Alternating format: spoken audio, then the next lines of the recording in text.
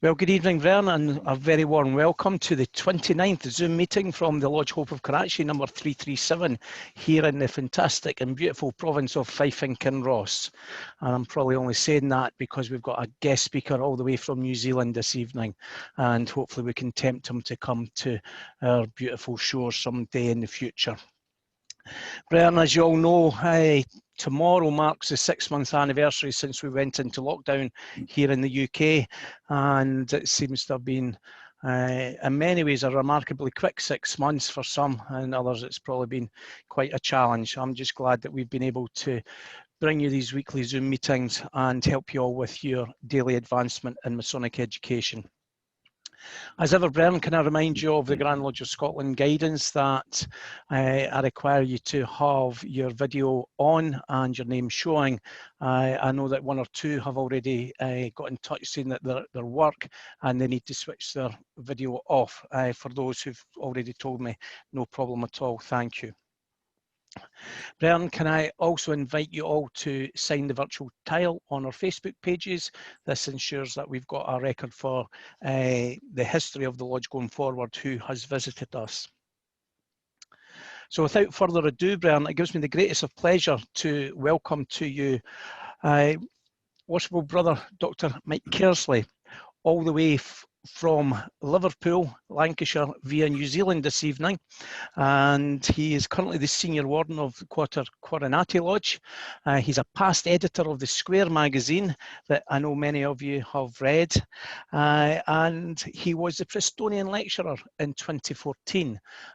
We've had a few Prestonian lecturers present at Lodge Hope over the years, but this is our first one that has presented at our Zoom meeting. So Dr. Mike, it's a great pleasure to welcome you here this evening on behalf of the members and our visitors. So without any further ado, I will hand over to you, sir. Well, thank you, Gordon. Can you hear me okay? Yeah, that's fine. Good. I need to share my screen. Yeah. You should be able to do so now. And it says share. How's that? Can you see that? Yes, that's perfect. Jolly good. Right. And I can change it. I can change it here. Good. Can everybody see that? Just nod. Good. Excellent. Well, thank you very much for inviting me to speak to you this morning. Dawn is just breaking here in New Zealand, and you may be pleased to know that Scottish Masonry is very much alive and active in New Zealand. We have 10 Scottish Constitution lodges, and we are looking forward to greeting Ramsay McGee on his world tour. He seems to have been following me wherever I went on my visiting lecture tour. And I am, in fact, a frequent visitor to Edinburgh, when I often go to the Robert Murray Lodge, when you've had your big meeting in George Street and so on and so on. Now, what you've asked me to do today is to talk to you about the Roberto Calvi affair, and I'm going to tell you what went on, insofar as anything I tell you can be taken as truth, because you'll appreciate that as the story progresses, it's very difficult to get the facts. I think you'll appreciate that the mafia, for example, seldom keep minutes of their meetings or publish their accounts. And so where do we get the information from? Well, we get them from the internet, from books that were written by people that weren't there, and so on. So not everything I say may be true, but I've tried to give you the truth as much as I possibly can. I've also, as you see, called it the Roberto Calvi affair, a Masonic scandal ? There is no question that it was a huge scandal as far as Freemasonry was concerned, but was it a Masonic scandal? In other words, were the Masons actually responsible for it? And it's for you to decide after we've had our talk whether you think the Masons were at fault. Now, in order for you to understand what was going on in the 1980s in England and in Italy, you really need to understand something about Italian Freemasonry.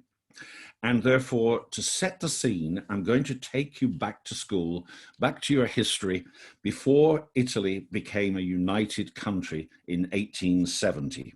So let me see if I can do this. Here we go. Oh, it works. Before Italy became a unified country in 1870, you will remember it was a collection of various states: Tuscany, Lombardy, Venetia, Sardinia, the two Sicilies, etc., etc., etc. There was a history of rivalry, there was warfare even between them, and dividing the center of Italy, you can see it just there, were the papal states, because the Pope, as you know, was a temporal ruler as well as a spiritual ruler. And he used to get himself involved in all sorts of politics with the various Catholic rulers in Europe. Much of Italy, too, was ruled at various times by foreign powers: the Swiss, the French, the Austrians. Even we Brits had bases down there in the south. Little England was down there. And there had been many attempts to try to unify this country. And the people that were trying to unify it had, if you wish, three aims, three common aims. One was get rid of the foreign rulers. Well, that makes sense, doesn't it? The second was get rid of the kings in their little kingdoms, because they have a vested interest in keeping it separate. And the third was get rid of the influence of the Catholic Church, who are playing politics far too much. So anybody that was keen on Italian unity was likely to be unpopular with one, or if not all, of those three. Now, there had been a sort of Masonic unity when Napoleon was in charge, but it wasn't really until 1805 in the Palazzo Giustiniani in Rome that the first Grand Masonic Lodge was organized. It was called the Grand Orient, Grande Oriente. It was the first organized Masonic organization. And of course, this is Italy, so it became involved immediately in the politics of the time. This, after all, is the era of the French Revolution, the Napoleonic Wars, and many other turbulent events throughout Europe. Now, why would Freemasonry be popular with these kind of people? Well, perhaps the lodges provided a focus for those intellectuals and dissidents to meet and to discuss their plans and their grievances behind a closed door. Perhaps the doctrine of equality and fraternity that we promoted, maybe that struck a chord with the Masons. Perhaps the influence of that growing Republican democracy across the Atlantic, which had now got rid of its kings, was also an incentive. How much Masonic ritual and teaching was important to these early Italian Masons, shall I say, is open to some conjecture, because the names of many of the early members of the Grand Orient, the early Freemasons, if you wish, is a who's who of Italian politics of the time. So let me introduce you to a few of them, and I'm sure you'll remember some of them. Giuseppi Garibaldi, Grand Master of the Grand Orient, travels everywhere, creates riots, and he's famous, of course, for his red shirt, the poncho, and the biscuits. Now, Garibaldi was a very active Freemason, but I have to say he had no time whatsoever for Masonic teaching or for Masonic rituals. He only thought of Freemasonry as a network which would unite progressive men within nations and as members of a global community to achieve political ends. Giuseppi Mazzini, I'm sure you remember him, Grand Master of the Grand Orient, a lawyer, a writer who espouses the cause of Italian unity through revolution and anarchy from the safety, of course, of his home in England. How many of these revolutionaries plan their revolution in England where it's safe? And probably a bit warmer than Scotland.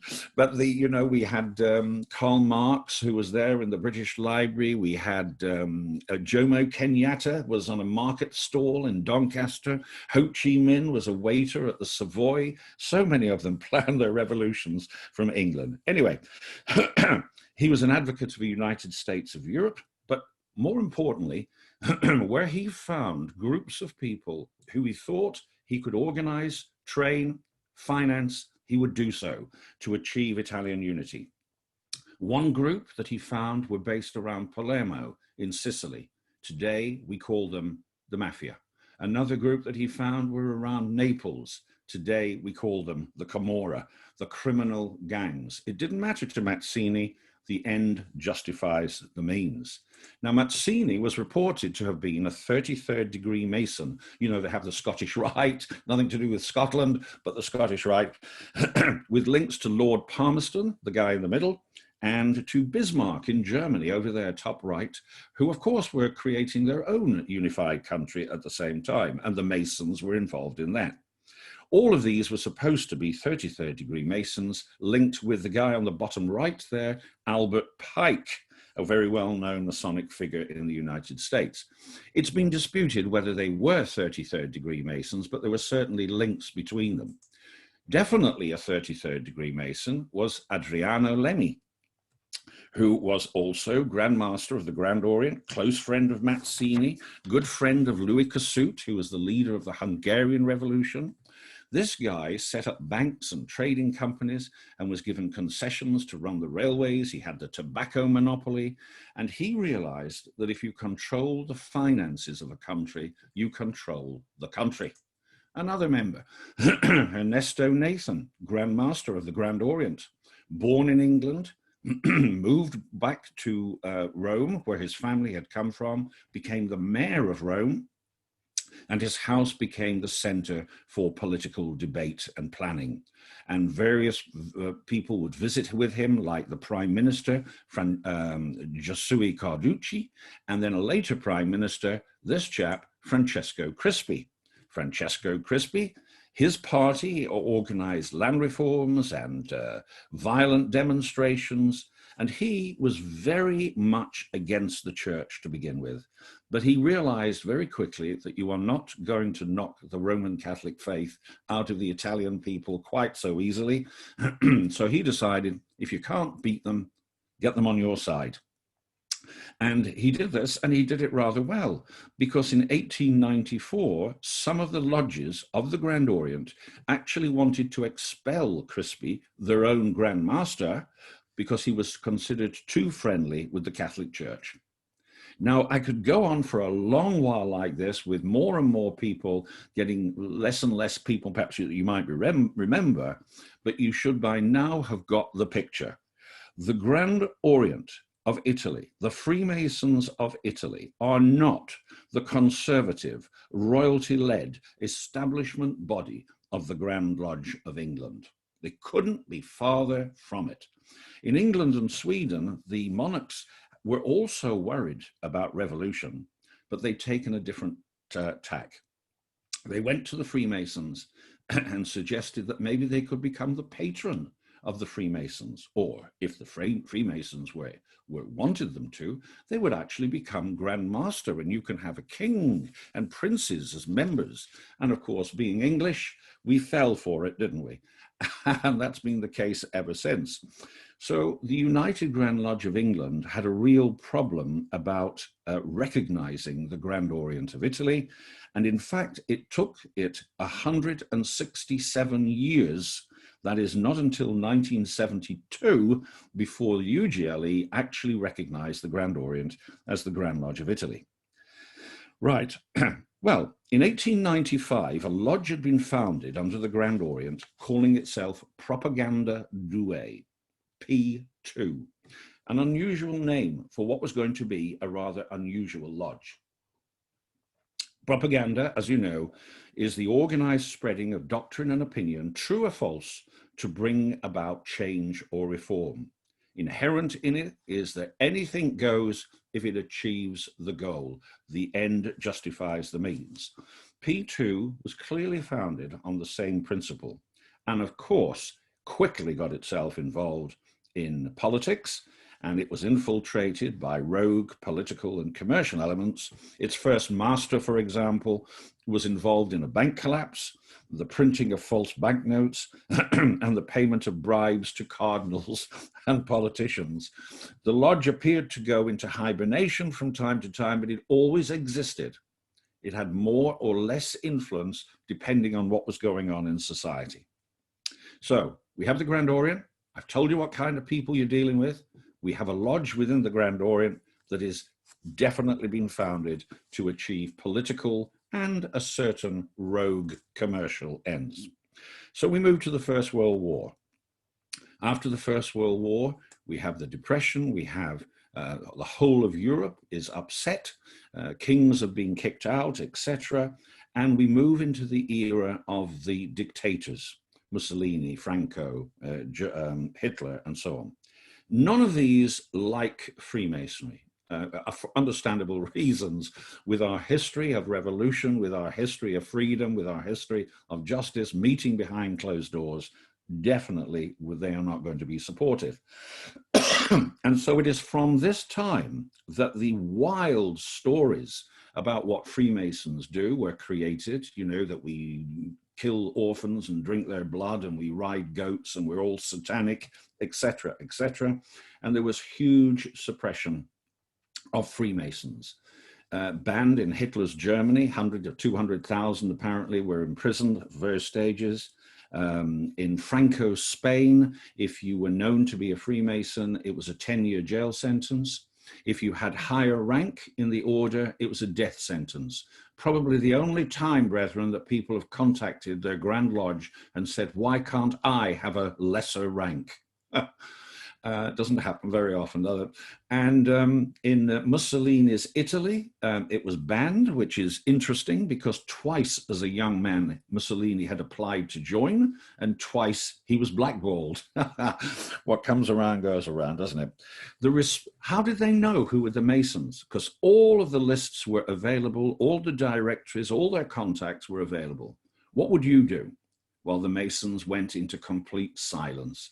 Got rid of all of the lists, the directories, hide your regalia, don't tell anybody you're a Mason, don't even tell your children because they're being asked at school.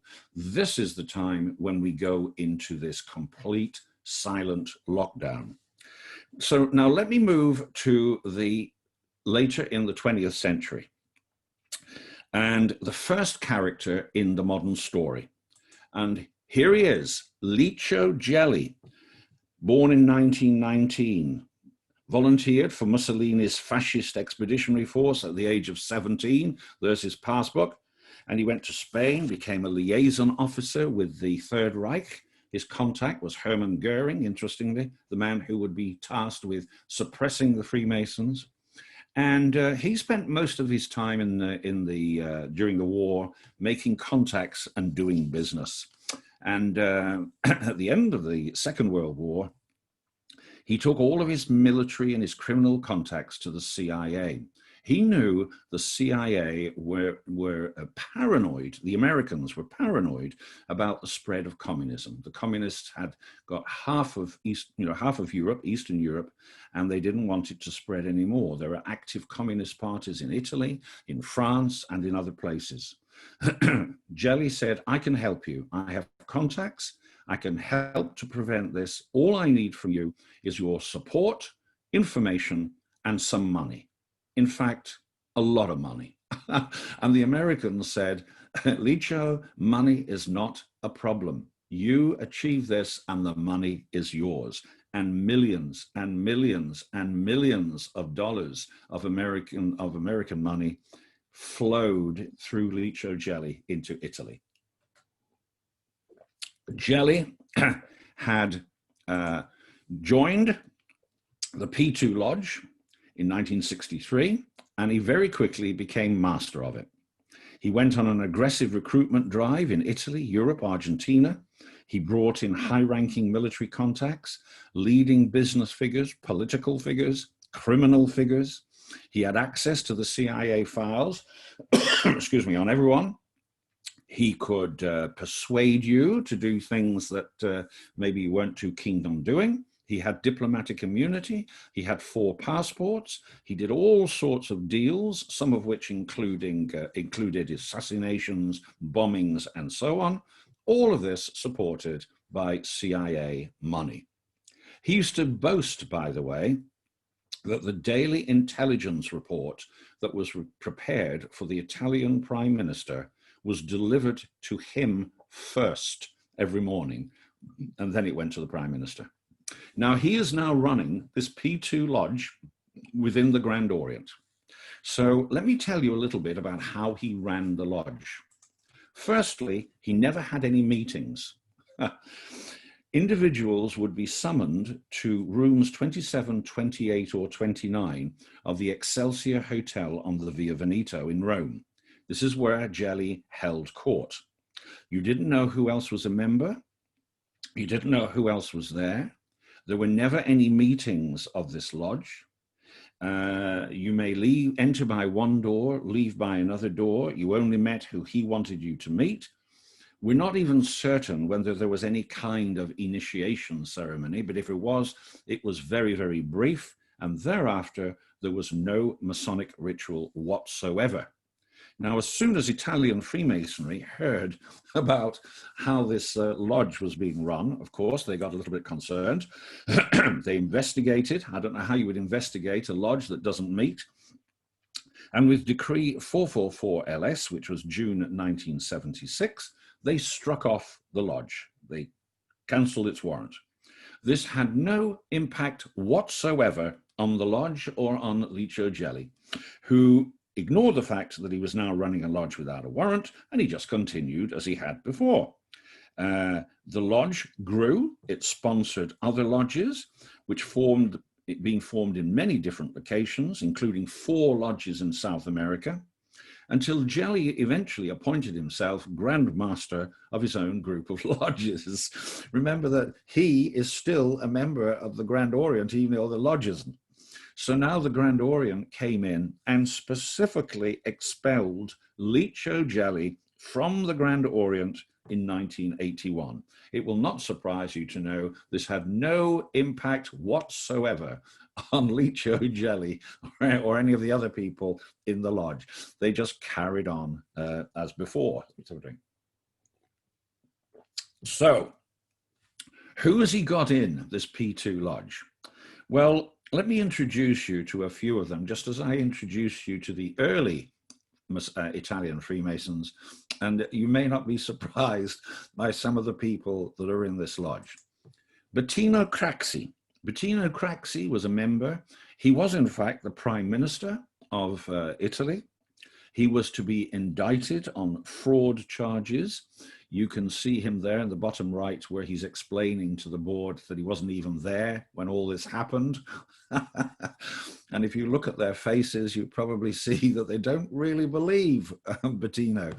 When people went to talk to Bettino, the slang of the day was that you were going to Tangentopoli, which I guess is a way of saying sideways city. You never did anything straight. You did it sideways. In other words, you took cash. When you wanted to do dealings with Bettino, cash helped. The more cash, the more dealings you were likely to have with him. And, you know, we shouldn't get too worried about that, really, because if you had been around at the time of Lloyd George, during his prime ministership, his wife never left Wales. He lived the entire time in number 10 Downing Street with his mistress. But in his secretary's office was a big board, and on the board was the honor, OBE, MBE, knighthood, baronet, whatever you want, and beside it was the price. And if you wanted that honor, that's what it cost, and the money went to Lloyd George. But there you go. Another member of the P2 Lodge, Michele Sindona, a banker, definitely linked with the mafia, and also involved in the collapse of the Franklin National Bank, when hundreds of millions of dollars disappeared. The Italians have a remarkable facility for losing money. You know, it was there this morning that, you know, $150 million, and all I did is turn my back, sir, and it had gone, and I have no idea where it went. It was the largest bank collapse to date, and Sindona, together with the Hambros Bank of London, got into buying real estate. Now, there's a lot of good things about buying real estate, particularly around the world. Firstly, it gives you a base in various other countries. Secondly, it gives you a reason for moving money and people, and you can house them there, or you can do business there if you've got them. And thirdly, of course, it grows in value. Usually, if you buy wisely, your investment will actually give a good return. Well, Michele had a mate in the United States, and the mate said to him, "Look, there's a building here that you might be interested in. It might suit your purposes." So Michele went over and had a look at it and said, "Yep, that's really good." And they bought the building. The building was called Watergate, and the mate was called Richard Nixon. It's a small world, isn't it? Now, also a member was, he had to be there, this man, Silvio Berlusconi, another prime minister who would be surrounded by allegations of sleaze and corruption. The other thing that you find with Italians is that they get interviewed on Italian television. You know, they may be up on murder charges or something dreadful, and yet they're being interviewed openly on Italian television. So whilst all this was going on, the story that I shall tell you, Berlusconi was interviewed on Italian television, and the interviewer said to him, "Signor Berlusconi," he said, "tell us the truth." Oh, right. Tell us the truth. Were you ever a member of the P2 Lodge? And Berlusconi said, "How dare you even ask me this question? I would never associate myself with something like that. How can you even think that I would be involved?" And they said, "Well, it's just that we found the receipt for your subs with your name on it." At which point Berlusconi paused, Mr. Super Smooth, and on Italian television said, "Oh, that. Oh, yeah." He said, "Well, my secretary was always joining me up in some club or other. I never went. Right, Mr. Smooth. Here he is, however, the Berlusconi of the time. Doesn't look quite so smooth, does he? He looks a bit meaner. He's a younger Berlusconi. And he's turned around in his office and he's had his picture taken, and he's forgot to hide the automatic pistol that he always had on his desk just in case. Yeah, I may tell this story with a bit of humor. Believe me, these people are not funny. These are not people to get on the wrong side of. They have no respect for you or for life at all. Anyway, 5 years later, in March 1981, police, that's the finance police, you know, they have these different police forces in Italy. The finance police, the ones that get you on your income tax and VAT and whatever, acting on information received, raided Gelli's house, which was in Arezzo in Italy. And they discovered a lot of documents, which included a list of all of the P2 members. There were 962 names on the list. That's how many members the lodge had. And the list included very important civil servants, politicians, military officers, the heads of all three of the secret intelligence services, 48 members of parliament, many leading business figures. To their horror, they found that 37 of the names on the list were senior members of the finance police, their own organization, including their own boss, the commander of the finance corps, a certain Orazio Giannini, who had no idea that the raid was taking place, found out, and we know that he rang through while the raid was on and said to the sergeant there, "Do you know who this is?" "Yes, sir." "Listen carefully. Be careful what you find." Well, they were careful what they found, because in fact there were two lists. And whilst they reported the first list with the 962, they did not report the second list, because the second list had 121 names on it, people who were cardinals, bishops, and senior prelates of the Roman Catholic Church. It included Archbishop Paul Marcinkus, the Chicago-born chairman of the Vatican Bank. It also included the Pope's personal secretary. That's how high up they were, but not Pope. Now, the list of these names, that is the Catholic names, was not reported at the time, but was later published by a journalist, Mino Pecorelli. Mino was himself a member of P2. He himself was on the list of 962 members. And for some reason known only to Mino, he decided that he would publish the list of the cardinals and the bishops, etc. Therefore, we know about this list and who was on it. Well, unfortunately, a short while later, Mino had a tragic accident when he was accidentally shot in the head several times while sitting in his car in a side street in Rome. He learnt the hard way. Mino, what on earth were you thinking of? Anyway, so Marcinkus repeatedly comes into the story because of his work as a senior player in Vatican finances. Interestingly, he is described at the time, this is an archbishop, as a man totally without scruples. Interesting description for an archbishop, isn't it?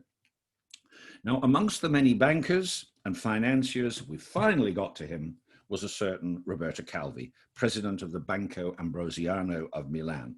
He was already on all sorts of charges for the illegal export of capital and various things and whatever. And so the authorities were really already after Roberto. The bank itself, the Banco Ambrosiano, the people that work there is without blame.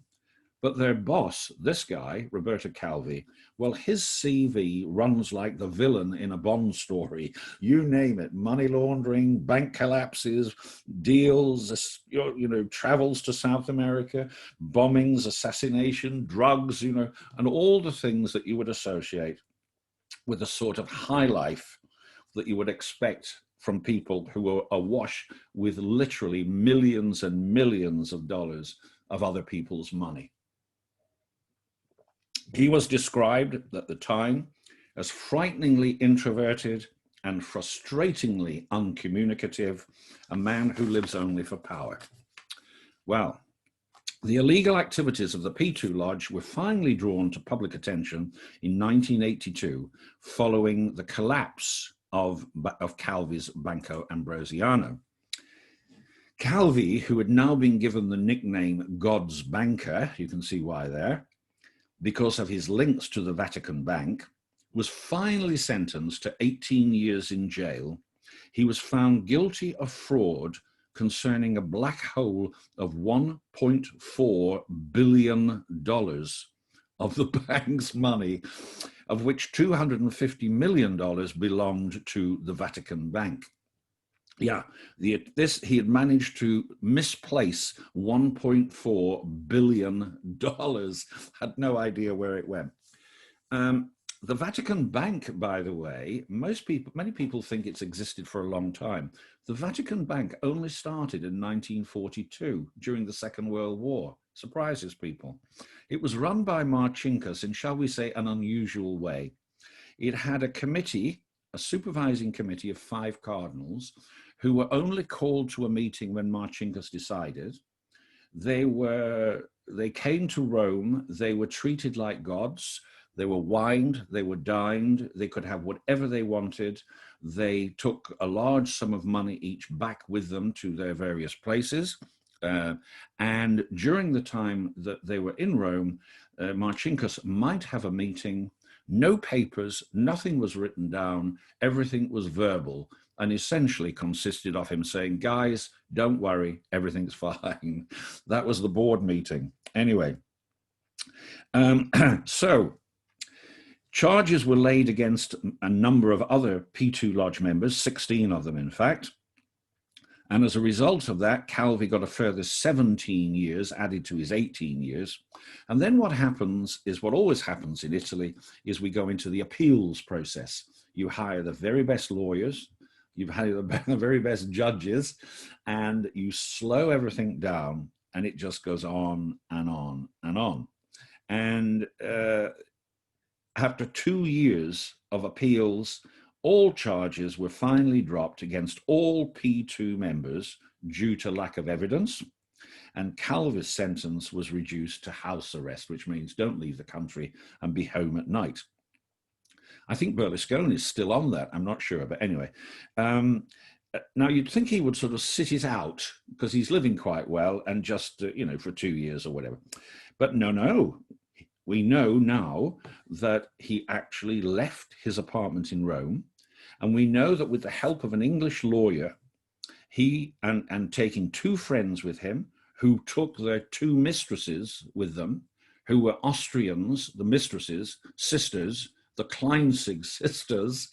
So all 5 of them headed from Italy to Chelsea, to a flat in Chelsea.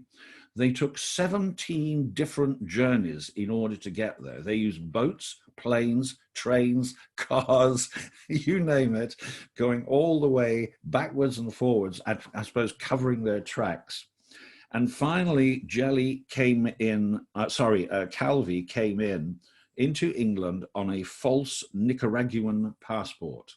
So you would have thought that he might have been a little more creative with the name on that passport, which apparently was Roberto Calvini. They would never guess that it could possibly be Roberto Calvi, could they? But there you go. Anyway, bringing with him his briefcase, this briefcase that he used to carry everywhere, like an old school teacher's briefcase, stuffed with papers, never let anybody see it, never put it down, carried it with him everywhere, because he said what was in that briefcase was dynamite. Well, there you go. So he'd been due to give evidence, of course, about the bank, the P2, the mafia, and the Vatican, and so on and so on and so on. So the fact that he disappeared for a week, they didn't know where he was, and it was the week in which the bank collapsed, and a number of people fell out of high-rise buildings or met with tragic accidents. So everybody's talking about it in Italy. Where's Calvi? Where's Calvi? Where's he gone? And of course, on the 17th of June in 1982, a body is seen hanging on scaffolding under Blackfriars Bridge in London. The body is of an elderly man, older man. He's very well dressed. His very expensive Patek Philippe watch is still fine. He has stuffed in his pockets around about $13,000 in different currencies. His pockets and his trousers are filled with bricks, not just in his pockets, but down his trousers, with his trousers tucked into his socks. His trousers are full of bricks. And somehow this man, who we now know had a fear of heights, has climbed over the bridge, climbed down 12 foot to the scaffolding, gone down scaffolding that in some places only about 18 inches wide, gone all the way down in order to hang himself, because the first report is obviously it must be suicide. And you have to understand that, of course, if you're the Met Police at this stage, if you find a murder, you know, they go, oh my God, do you know how much paperwork is involved? And your leave gets cancelled. But if you find a nice suicide, then you actually get extra leave, you know, to compensate for having to tell the family that he's done himself in. And there's a far less paperwork. So shall we say they are disposed to find suicides rather than murders. And there is a wonderful story that the Met Police tell, one of those apocryphal stories of a body that was seen hanging on Charing Cross railway bridge, the one that runs from Charing Cross across to Waterloo. And of course, the boys from the Northern Division, the Northern Bank, were called, and they said, oh dear, but look, listen, he's nearer the south side. You need the Southern Division boys. Oh, right. So the Southern Division boys were called, and they said, oh dear, but look, listen, he's on a railway bridge. You need the railway police. And so the railway police were called, and they said, oh dear, but listen, he's actually nearer the river than he is the bridge. So you need the river police. You get the idea? They're all trying to put it onto somebody else. Anyway, so we've had a verdict of suicide. The family are not happy about this at all, because he has this huge life insurance policy, billions of lira life insurance policy, which is negated if death is by suicide. And they say, no, there's more to this. You know, he's obviously been killed. And of course, we now know all his friends have disappeared. The briefcase has disappeared. He's left no suicide note, and he had enough drugs in his flat to kill himself. Why would he go upriver and downriver and find a convenient piece of scaffolding to hang himself on? Anyway, so it all looks very, very strange, and the papers now pick up on this, and they start asking questions. They knock on the door, of course, of Great Queen Street, because they found out that Masons are involved somewhere. And the response is that dignified silence that we talk about, which had come as a result of the secrecy that we'd gone into. Anyway, the Grand Lodge said no comment, so the papers were left to print whatever they wanted. And this picture appeared in the paper and in the English papers that this was the lodge, the P2 Lodge. They even knew that it wasn't, they called themselves the Black Friars. And instead of saying Brother Smith, it was Friar Smith. I don't know. And this therefore explains why he had been, where he was found on Blackfriars Bridge. There was this sort of Masonic symbolism, etc. Well, I told you how the lodge met. And this picture, we have no idea to this day who these are or what it is, but it most certainly is not the P2 Lodge, etc. Anyway, the family finally decide to take matters into their own hands, and they have the body exhumed 16 years after the death. That's in 1998. There is an independent forensic report, which takes 4 years before it's published. And so 20 years after his death, the report concludes that he had been murdered. They find bruising on the arms and the wrists, suggesting a struggle and that he was tied.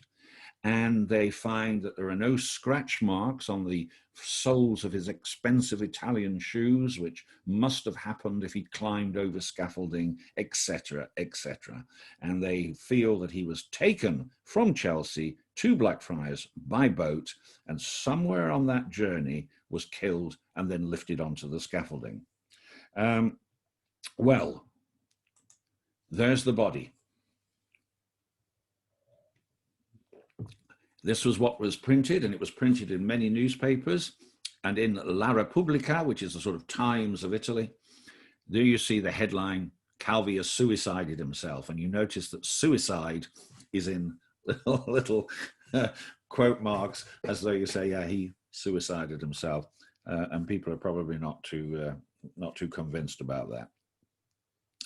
So the press start inquiring even more, and they start to uncover a tale of the P2 Lodge, the mafia, Freemasons, the Vatican, drug trafficking, murder, money laundering, you name it. And all sorts of things start to come out, all sorts of wild claims. And more and more people are dragged into this.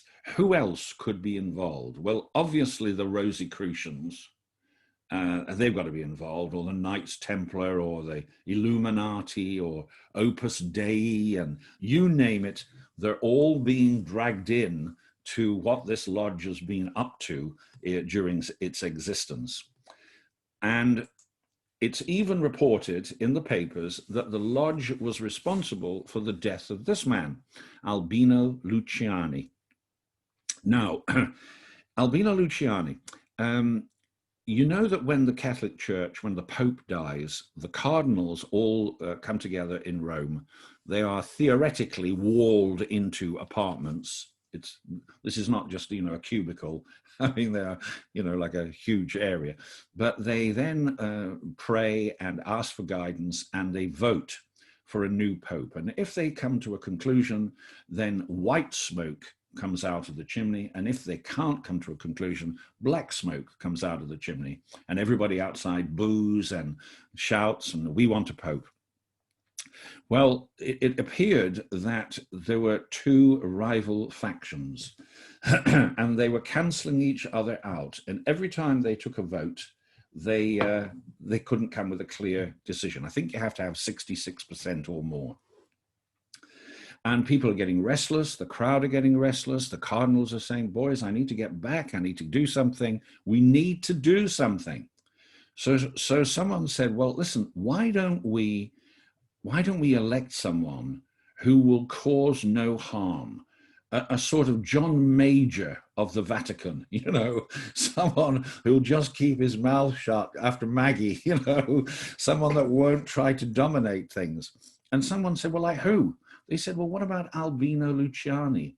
And we were told, they said, who? Albino Luciani.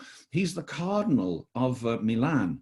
And he's a wonderful guy. He's truly saintly. He's a genuine Christian. He's a good man. He helps things. He's completely trustworthy. They said, perfect, just the kind of guy we can use. So gradually, this man, Albino Luciani, found himself elected as Pope and decided to take the name John Paul I. Well, their plans didn't work out terribly well because John Paul I said, well, if God wants me to be Pope, he probably wants me to be a good Pope. So I think I'll try and do that. Archbishop Marcinkus, can I please have all of the accounts for the Vatican Bank so I can check them? And he goes to various people saying, can I have this and can I have that? He takes to wandering around the Vatican, wandering into offices saying, hello, I'm the Pope. What do you do? Who are you? What's your function? Oh my God, what's going on? Well, 33 days after he's elected Pope, he's in his rooms. A nun apparently brings him some cocoa or some chocolate or something.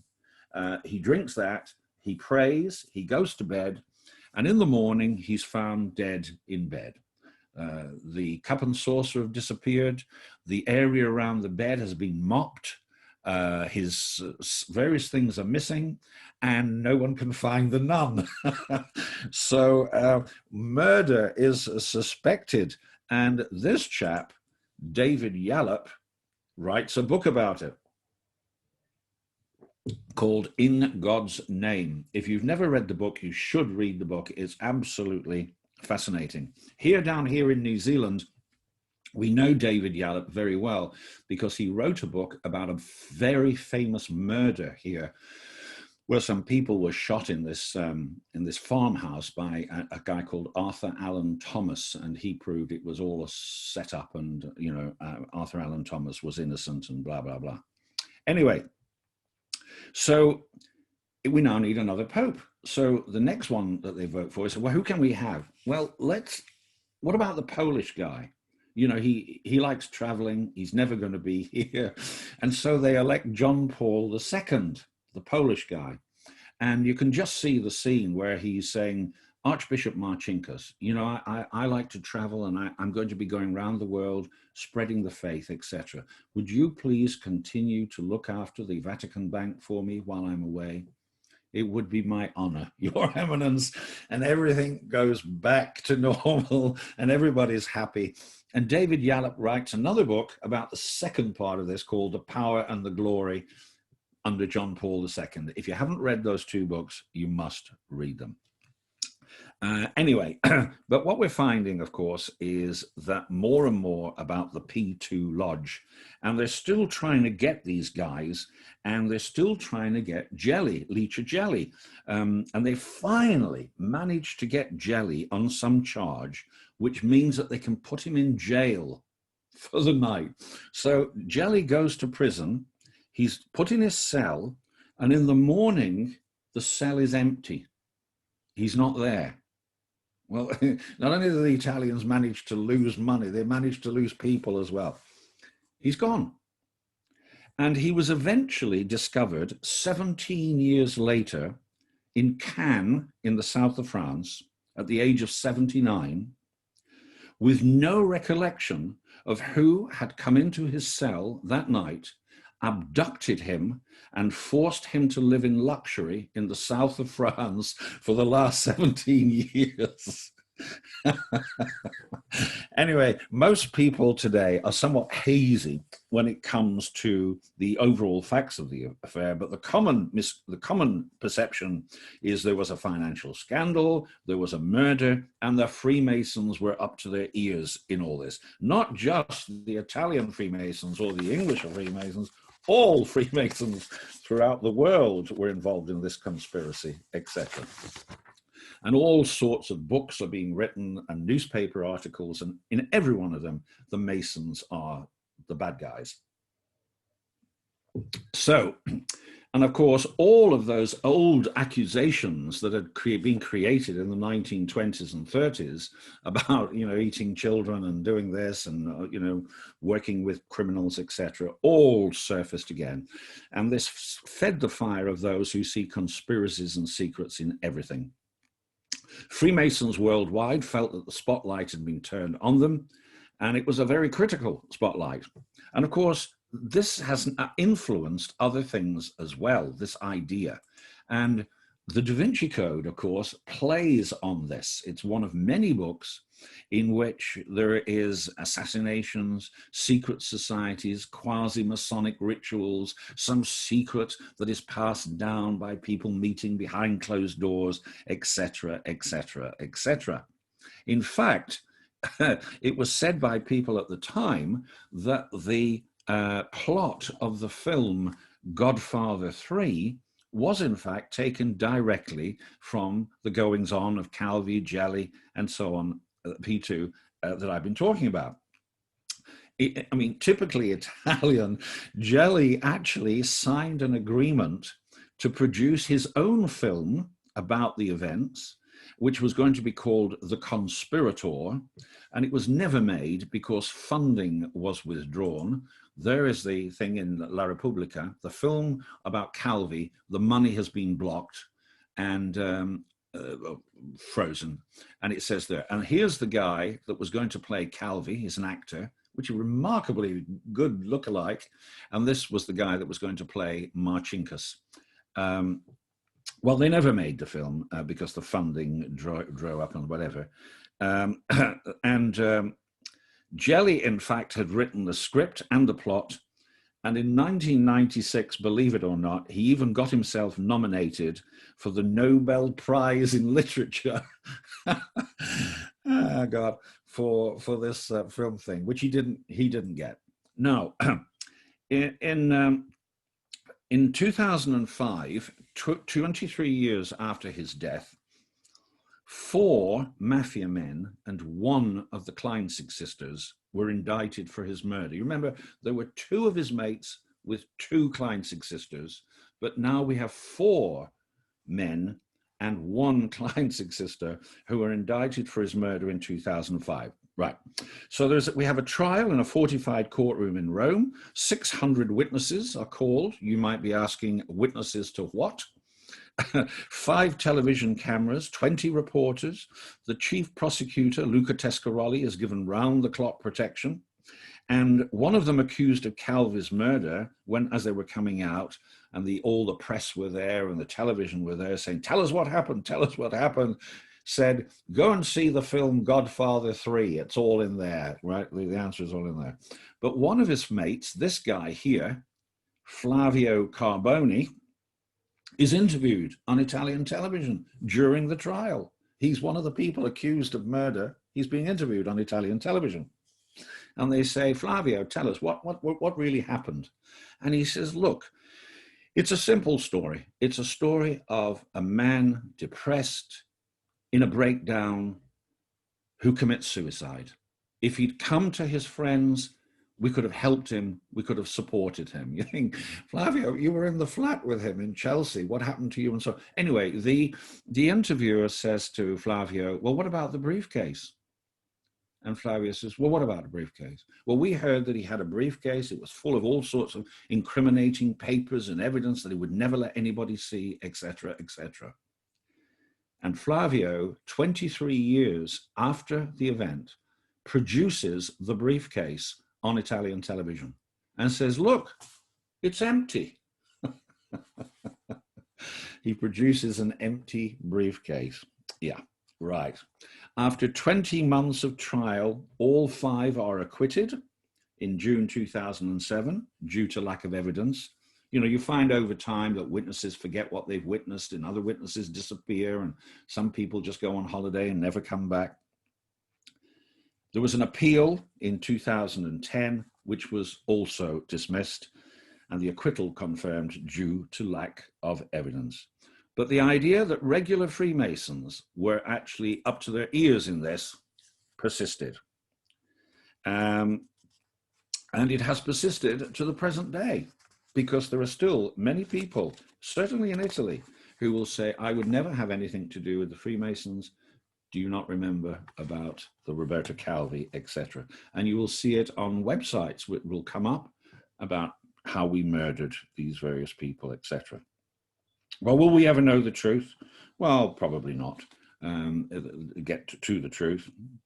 It would appear, I would think, that Calvi was indeed murdered, that they were worried that he was going to open his mouth, that he was going to start talking about too many things. He probably was having a breakdown. He probably lost too much money, or other people's money, for them to be happy with him, etc., etc. So he was probably killed to prevent him giving evidence and to punish him for losing money. Well, how much were members of the P2 Lodge, the new P2 Lodge, attracted to Freemasonry, whether it was recognized or it wasn't recognized, as a model for morality in their lives? Well, the answer is, you've got to be joking. I mean, how often did they ever attend a lodge meeting? Never. Many, of course, are now dead. Some, like Sindona, went to prison. Where one morning, one of the people in prison came over to him. Sindona was sitting there, and he said, oh, Mike, he said, I got myself a cup of coffee, and I got you a cup, because I know you like your coffee, whatever. Oh, great, said Sindona, and drank the coffee. And just a short while, a few moments later, grabbed his throat and said, they got me, and dropped down dead on the floor.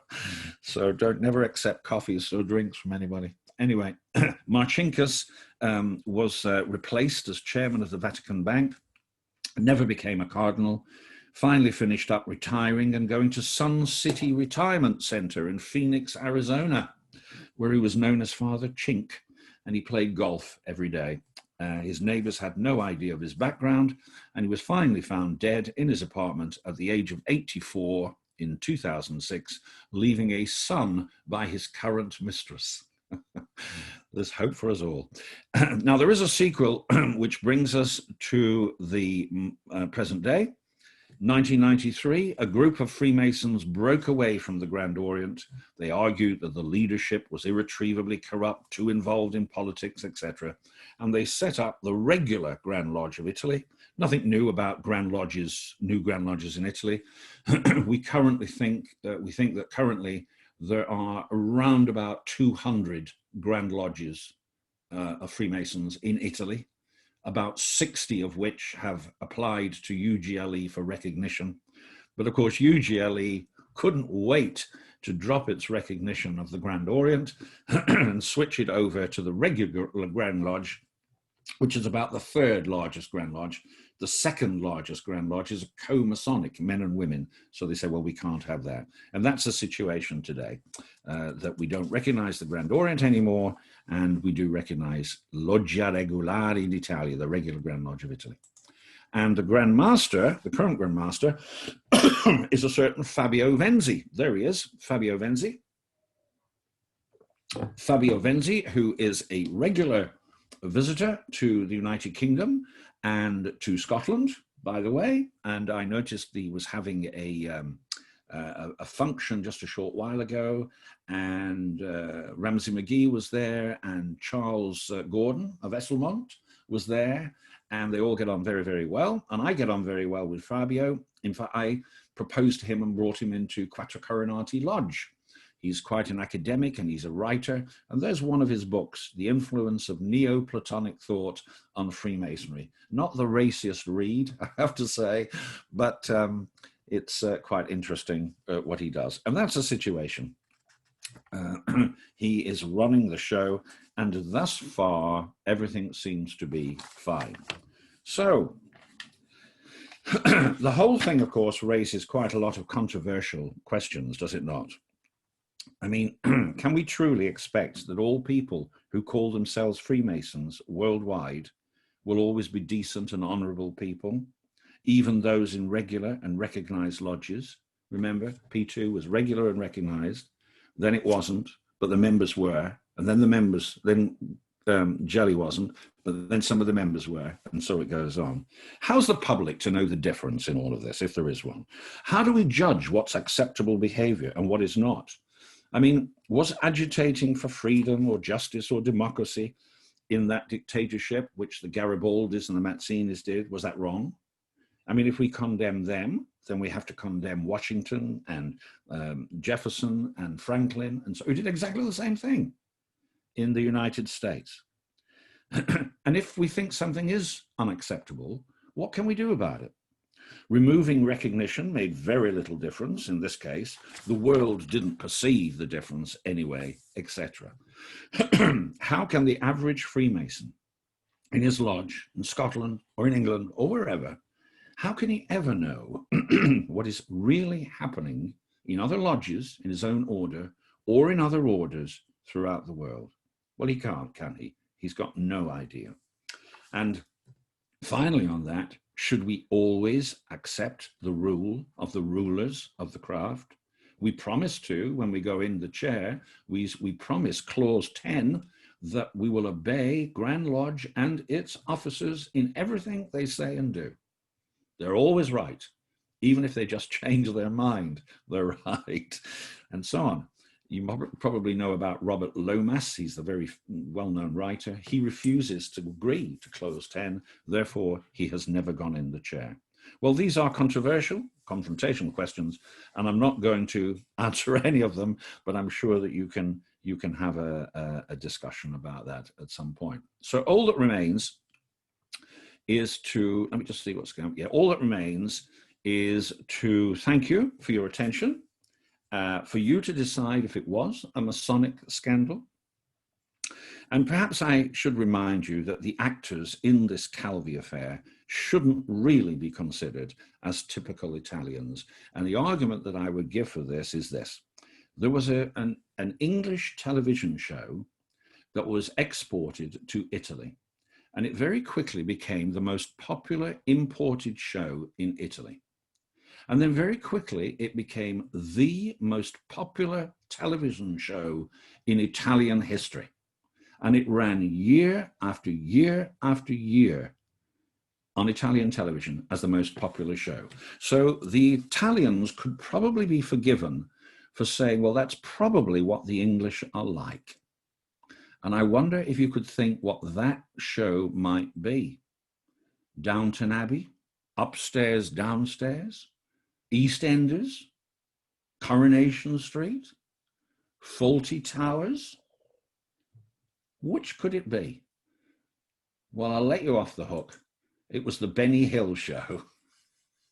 Thank you very much for listening to me. Brother Dr. Mike Kearsley, thank you so much for a very interesting and at times entertaining look into maybe the murkier sides of the Masonic order in Italy and its travels across Europe.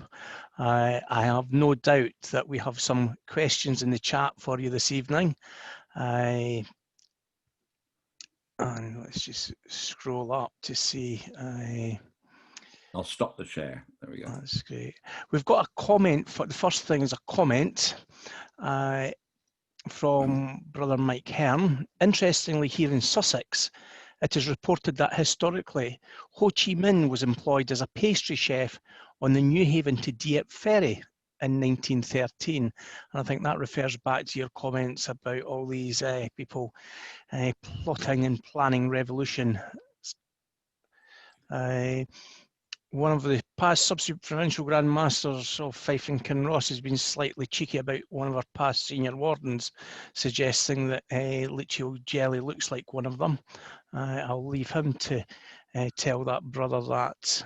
And Michael Hearn goes on to say there was a bronze statue of Ho Chi Minh unveiled in the town's museum recently. So our first question for you, Mike. One of our guests is Aubrey Winnies lives in Chile. And he says, living in Chile, I would like to know where the lodges in South America that Gelli set up were. What are their names and do they still exist? I've no idea. I've no idea. And I always find it a little disconcerting when somebody comes up after one of these talks and says, how would you join a lodge like that?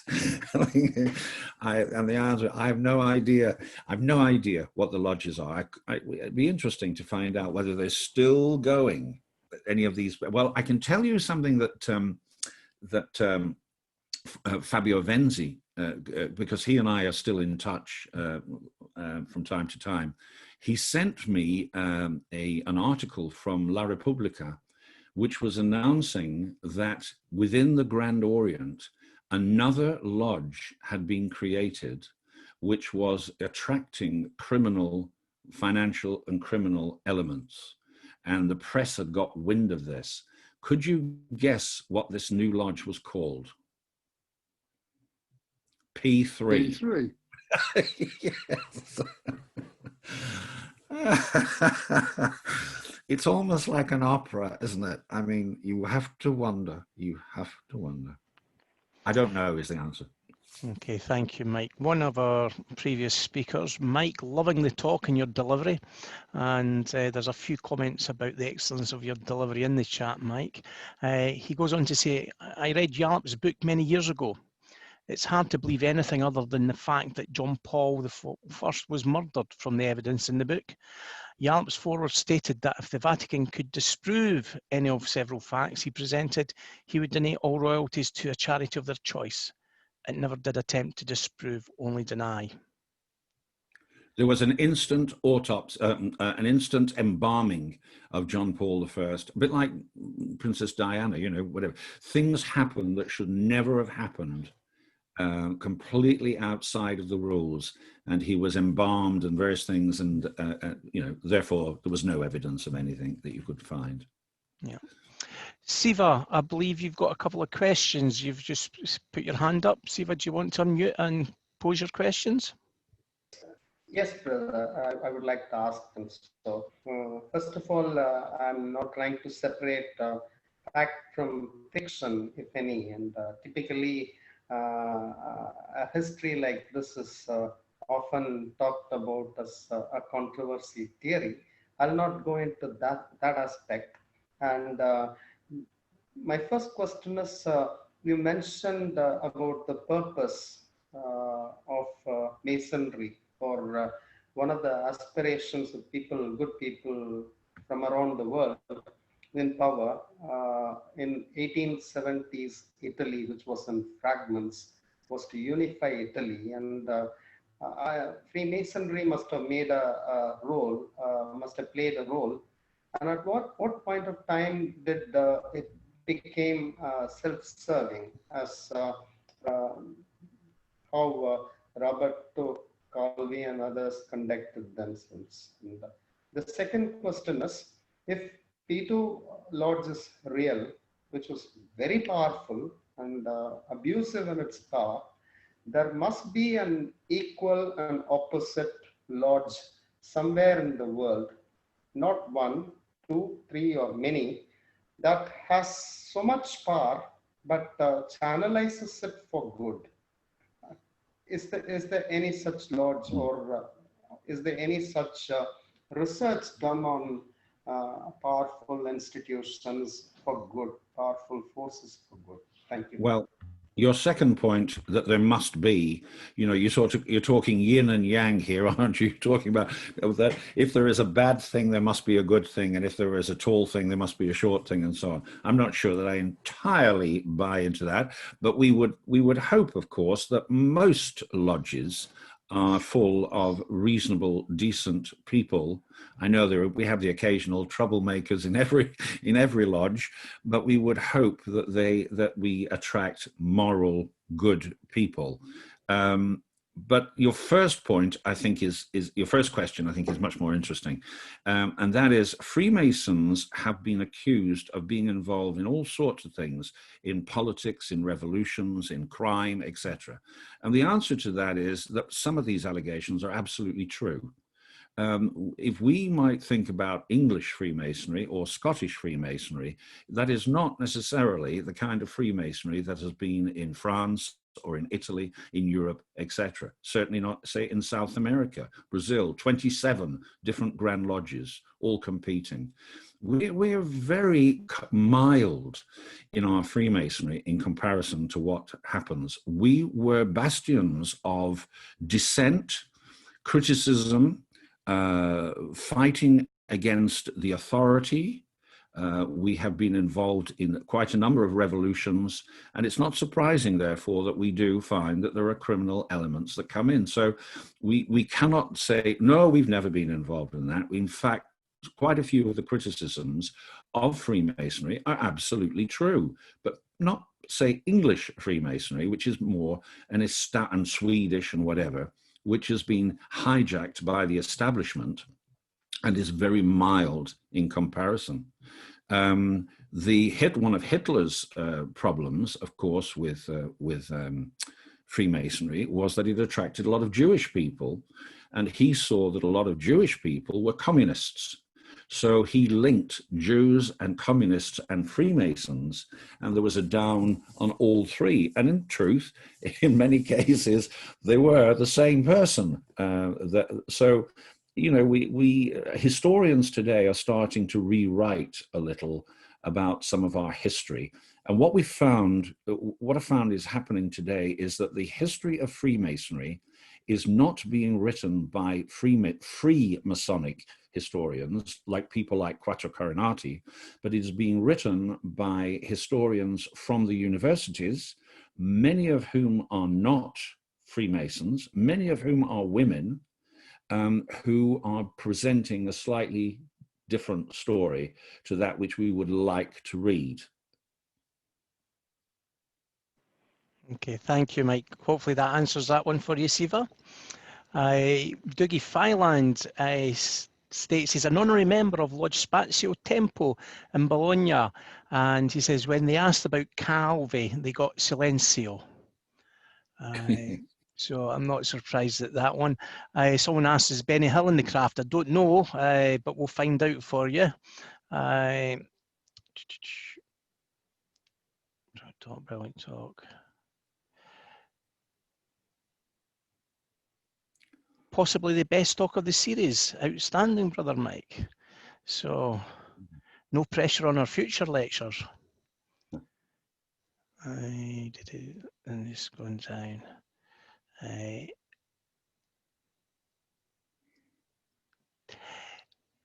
Sandy Thompson asks, tell us about the strength of attendances of lodges in New Zealand. And can you give a little commentary on the COVID pandemic in New Zealand at the present time, please? We, you know, I've just been what they call the visiting lecturer. Down here we have the ANZMRC, the Australia New Zealand Masonic Research Council, which links all of the research lodges. We have 11 in New Zealand, would you believe? Far too many.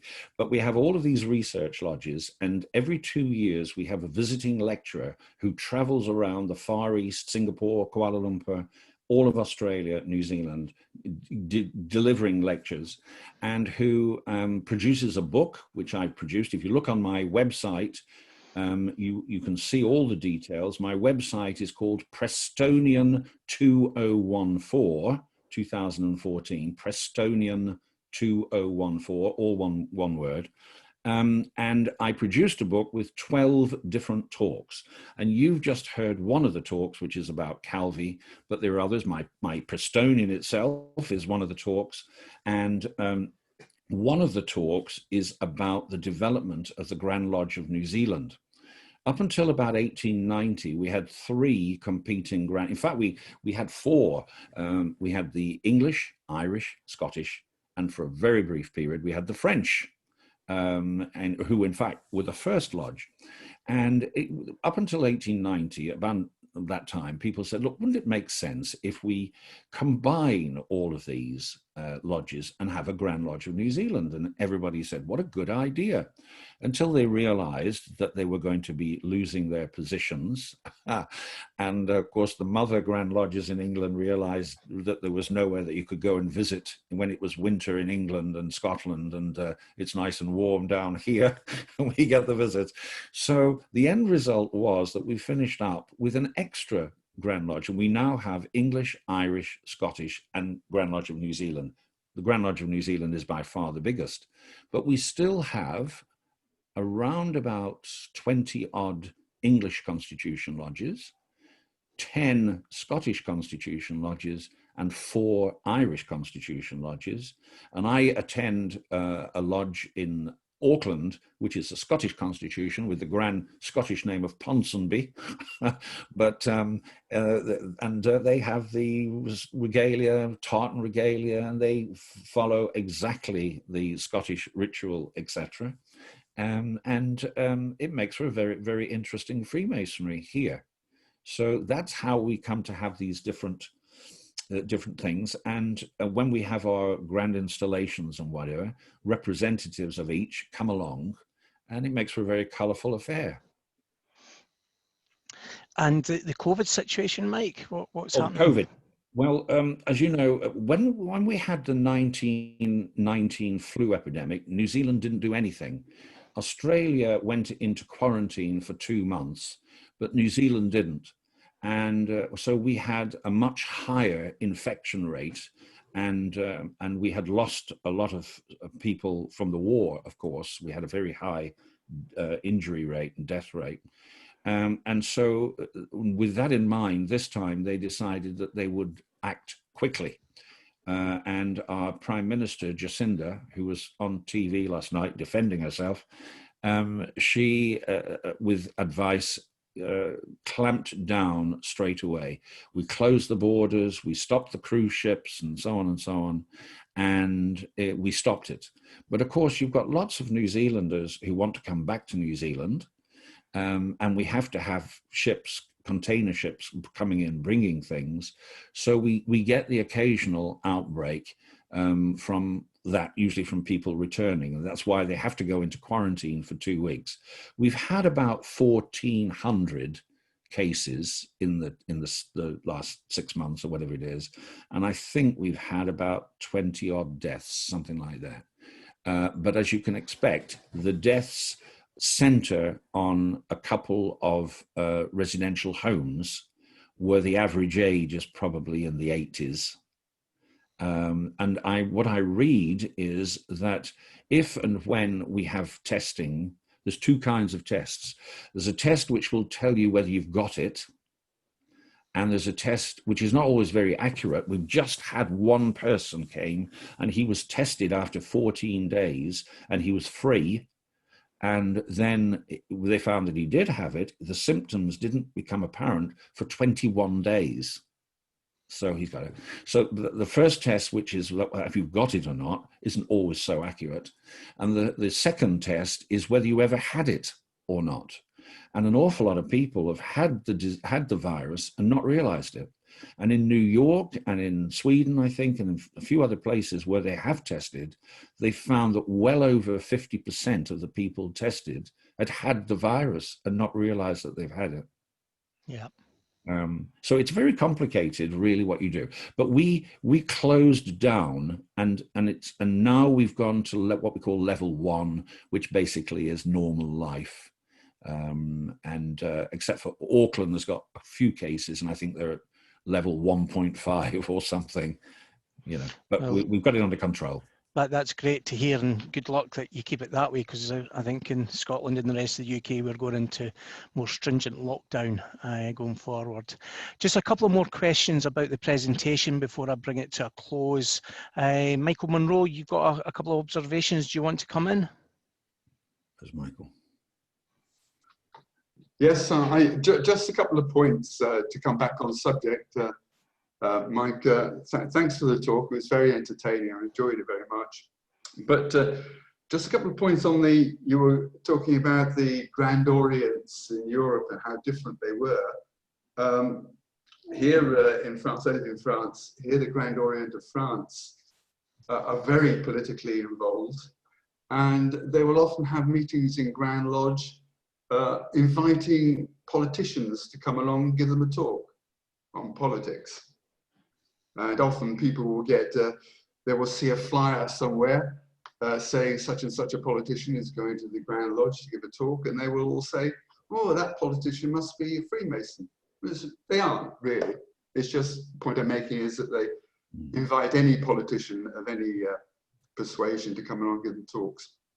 So very politically orientated. And on your point about 200 Grand Lodges in Italy, I was told there was 200 Grand Lodges here in France, but a friend of mine corrected me and said there's only 120. Now, these Grand Lodges come under the umbrella of the Grand Orient or the Grand Lodge National Français. They are independent lodges under those two Grand Lodges. There's quite a few out there which are not part of either of those two Grand Lodges.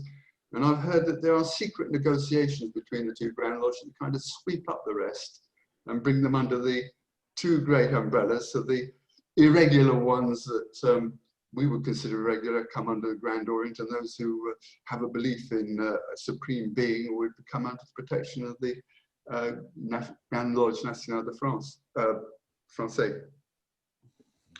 I was a little puzzled as an ex-resident of London, how you were saying the Met Police were investigating Calvi.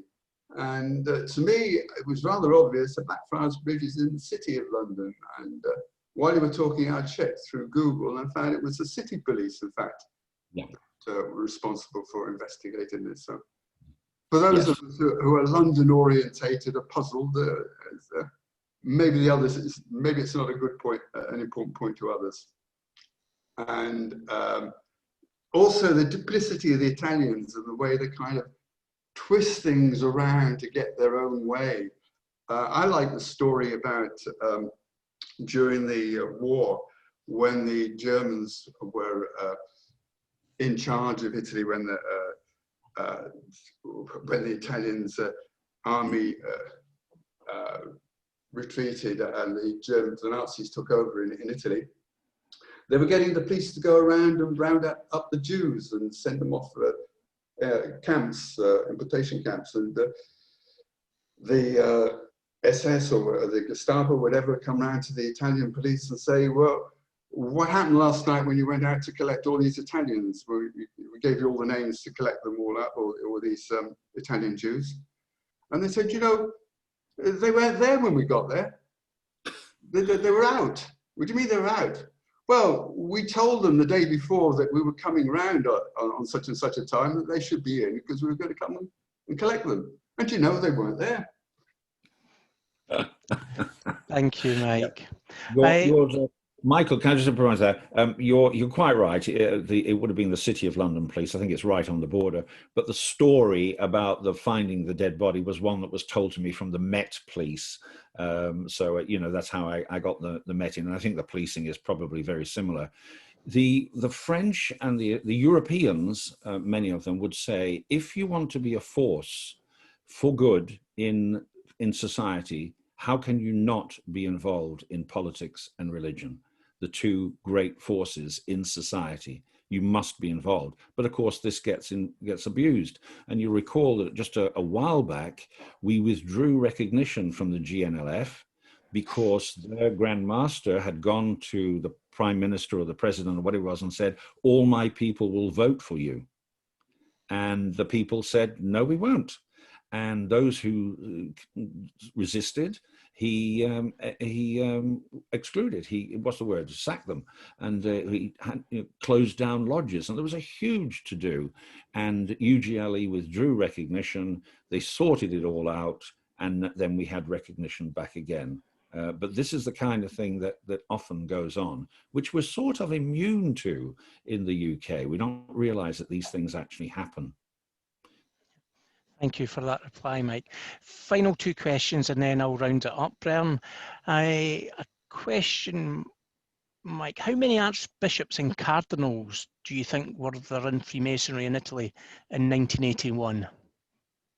How many in total? Yeah. I've no idea. I would suspect that the list was predominantly Italian. I would suspect the 121. Well, not really. Marcinkus, of course, was Chicago born. Are you asking what proportion of them were actually involved in Freemasonry? I think there's, yeah, how many were there in Freemasonry in Italy? I don't know. I'm not sure if David Yallop doesn't mention this or talk about this. I know that there are talks today that there are a lodge, that there is activity in the Vatican. You know, we had the unprecedented thing that Benedict resigned, a pope resigned. God decided who he wanted to have as the pope, And then the Pope decided, no, I think I'll resign. Why did he resign? And we are informed that he resigned because of some of these things that were going on in the Vatican that he felt he couldn't do anything about. And read David Yallop, the two books. And it's I will put the link up to that later on this evening, Brian. And the final question, just to round it all up. Can I interrupt, please? Joseph, Brother yes. Gordon, Yep, Joseph. Can I interrupt? Yep. Yeah. Did these archbishops and cardinals go by their real name, or did they have a fictitious name by going for Freemasonry? No, they would go by their ordinary name. Okay, because in David Yallop's book, he says that they used fictitious names to be members of the lodge. Is that right? I forgot. So you have a false name. Yes, that's right. Totally Masonic, that as well, isn't it? Having a pseudonym. So, Michael, the final question comes from Brother Rolf Kehl over in Germany. You mentioned Bismarck. Over here in Germany, we have no hints that he was a Mason or that he had even sympathy for the craft. If you have any hints on this subject, he would be glad to hear from you. Okay. Yes, I said at that time, this has been disputed, whether these people, whether they were firstly Masons or whether they were 33rd degree. And I mentioned two names, was Palmerston and Bismarck. And it would be, I haven't researched into that as to how many people involved in the unification of Germany, which of course was a year later from Italy, how many of them were actually Freemasons. But Freemasons do seem to be very actively involved in a lot of these movements, United States, Italy, Chile, various places. Worshipful Brother Dr. Mike Kearsley, on behalf of the Lodge Hope of Karachi and all our visitors, can I once again give you a heartfelt thanks for a very stimulating and entertaining presentation this evening on a subject that we've probably all heard about in the tabloids over the years, and I've certainly read about it in various books in the past, but I'm sure and I'm certain from all the comments that you've certainly enlightened everyone this evening with a fantastic presentation. Thank you.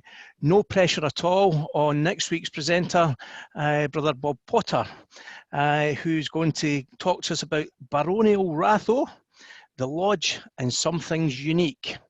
And that's very much bringing Freemasonry back to and closer to our own shores here in Fife and Kinross and over in Linlithgowshire. So Bob, we very much look forward to hearing from you next week. Mike, we've got a very quaint tradition. I think we can call it a tradition now because it's happened for 29 times. We now unmute everyone and we give them 20 to 30 seconds to say their thank yous and their good nights to you for your endeavours this evening. So Brian, I'm going to try and unmute you all, but if not, just unmute yourselves and the floor is open. Thank you, Brian. Thank you once again, Mike. Thank you, Brother Mike. Thank you very much. Yeah. Well done, Mike. Very interesting. Yeah, Thank thank you, Mike. Super. Yes, excellent. See you next time. Excellent, Mike. Mike. Thanks very much. Brilliant. Thank you, Mike. Appreciate that. Very good delivery. You again. Thank you, Brother Mike. Thank you. My pleasure. Mike, that was a wonderful story. Thank you very, very much. Thank you, Alan. And thank you to all. Alan. Hello, Alan. Excellent and entertaining. Thank you, Mike. Thanks, Mike. Good night, mate. Good night. Great content, great delivery. Many thanks. When's your next lecture, Mike? Mike, when's your next presentation? Do you know? I think tomorrow. We've got a busy day today and tomorrow. If you invite me back at some point, I'll give you my Prestonian. It sounds like it's boring, but it's not. It's very funny. Of two warring Grand Lodges trying to get their act together in 1813-14. Well, Mike, I'm definitely going to hold you to that because our Prime Minister and our First Minister have suggested today we might be in this for the next 6 months. I know that our leaders have said that we won't back to Freemasonry as normal until at least January, and that will probably now be extended. So this series of lockdown lectures will certainly continue. So I will hold you to that, sir. Thank you. Thank you very much, Brother Mike.